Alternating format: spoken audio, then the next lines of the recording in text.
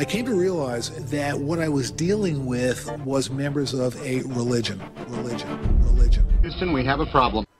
Yes, as unfortunate as it might be, space will be faked as long as space is seen as real. But reality is only real if you do not allow it to be faked. So let's discuss reality versus what they fake and simply call real. First, let's listen to author William Burroughs. He wrote the book called The New Ocean, the story of the first space age, where he starts off by telling us that science fiction created the space age. The speech is from 1998. Let's listen in. One of the things that runs through the entire history of the space age and before the space age, and this is one of the leitmotifs that also run through the book, is the direct relation between science and science fiction. You're not at this too long when you don't come to understand that it's the science fiction people, the SF people, as one of my friends calls them, who laid the blueprint for the people who actually built the rockets and planned out the programs. And I did a fair amount of thinking about that throughout the entire process. Konstantin Tsiolkovsky, who was the great Russian rocketeer and the father of rocketry, and who we never heard about during the Cold War for reasons that will not mystify you. Tsiolkovsky and Hermann Oberth, the German, the father of rocketry there, and our own Robert Goddard, all read Jules Verne. They all read From the Earth to the Moon, and they all had, if you'll pardon the expression, had their fires lit by that wonderful voyage. They all read H.G. Wells, The War of the Worlds, and so on. These people were energized and captivated by science fiction.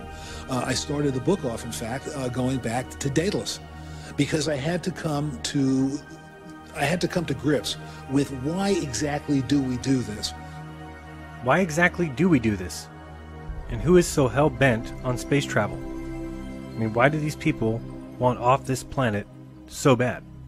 There are cynical answers, and they're relevant.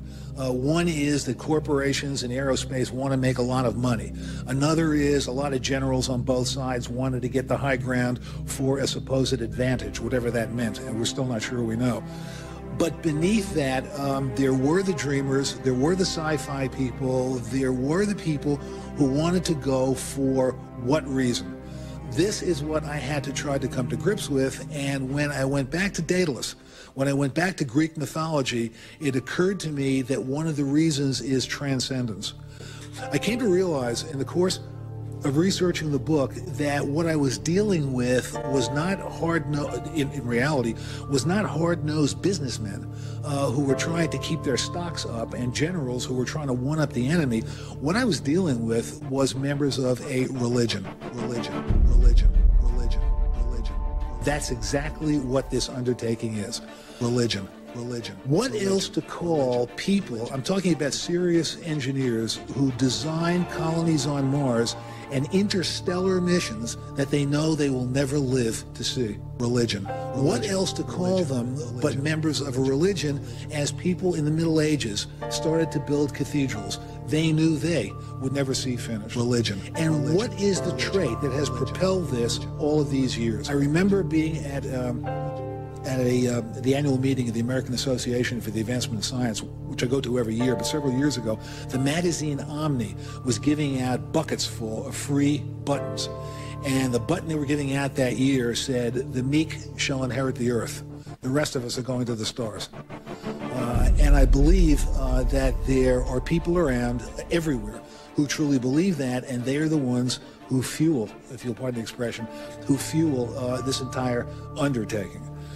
In terms of it being a PR ploy by NASA, the answer is yes, and the answer is NASA is unexcelled at doing PR. I don't mean that, however, in a pejorative way. As I explained in Florida, Janet Reno does PR, Ken Starr does PR, the Clinton White House does PR, the Marlboro Man does PR, and Slobodan Milosevic does PR. Why shouldn't the space agency? they've got something to sell, and they're trying to sell it. And so is the Planetary Society, Bruce Murray's and the late Carl Sagan Society in Pasadena. These folks are a force. They're out there, and the first thing you do is say, well, it's pipe dreams. On the other hand, as Sandy Kramer, who lives right here in Maryland, who was involved in a lot of the space program for Lockheed, likes to say, the money is spent on Earth. It isn't spent in outer space. And the people who are in these organizations, like the Mars people, like the Planetary Society, are the cutting edge of everybody who comes after them. You can't do any of this stuff unless you dream about it. And they're doing the dreaming. Science fiction that became scientific fact, science dreamers that became the space travelers. Look no further than the Jules Verne book From the Earth to the Moon, written in 1865, 100 years before NASA would convince the world that they did the same. It came so close to actual events, you'd swear either Jules Verne could see the future, or NASA built the mission around the book. You can decide that for yourself, which one seems more likely. Verne predicted the moon landing would be by the Americans. Verne sent 3 humans on a flight around the moon in December, and in 1968, NASA did the same, in December. Verne sent them on a Columbiad, which took off from Tampa, Florida, about 120 miles from where NASA would eventually launch from. Verne wrote of a competition between Florida and Texas to be the launch facility, which happened in real life, and Verne's astronauts were picked up by a U.S. Navy vessel that witnessed the splashdown in the Pacific Ocean. And of course we know the Apollo astronauts were picked up in the Pacific Ocean by the U.S. aircraft carrier Yorktown. The uncanny similarities don't end there, but what is obvious is science fiction became science fact. In 1945, Arthur C. Clarke published his geostationary satellite in Wireless World magazine as a letter to the editors, and it wasn't even considered seriously. However, in less than 15 years, NASA was making science fiction science fact. It was the era of the satellite. Easily one of the most debated topics in this search for truth about where we live is the idea of the satellite.